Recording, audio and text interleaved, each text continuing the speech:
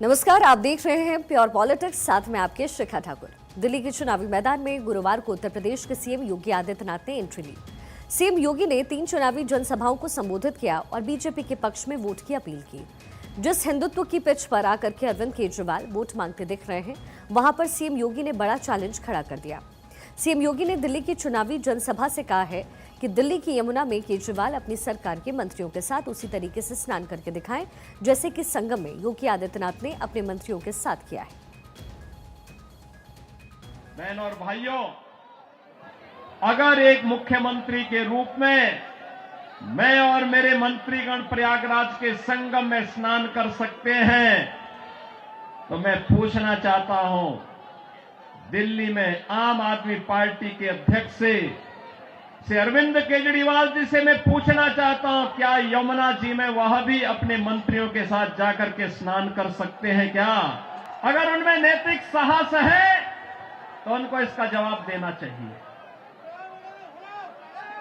यमुना मैया को एक गंदे नाले के रूप में बदलने का अपराध क्या उन्होंने किया है कि नहीं किया है?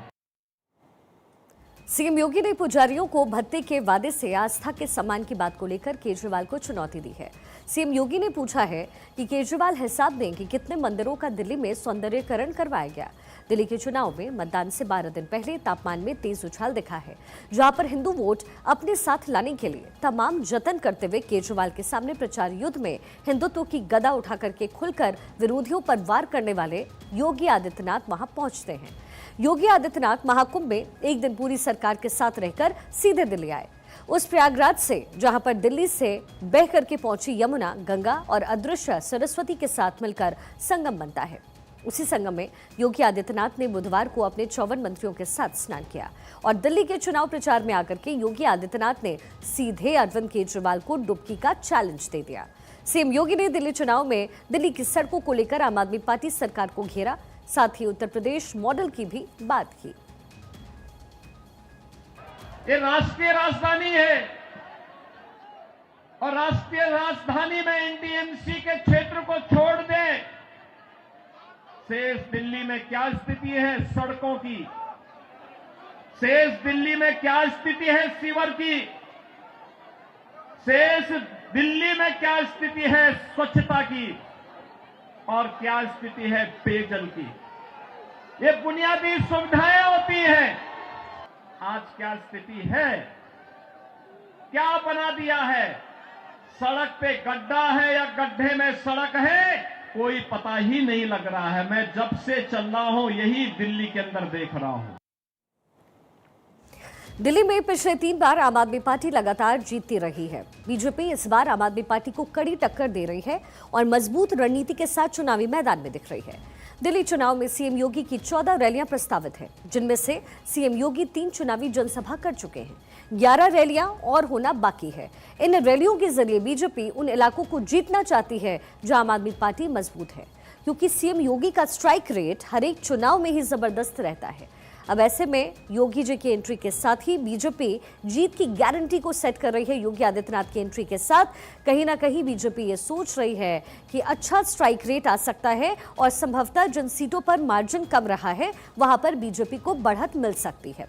तो दिल्ली चुनाव के मद्देनजर ये पूरी तैयारियां बीजेपी की तरफ से की गई है।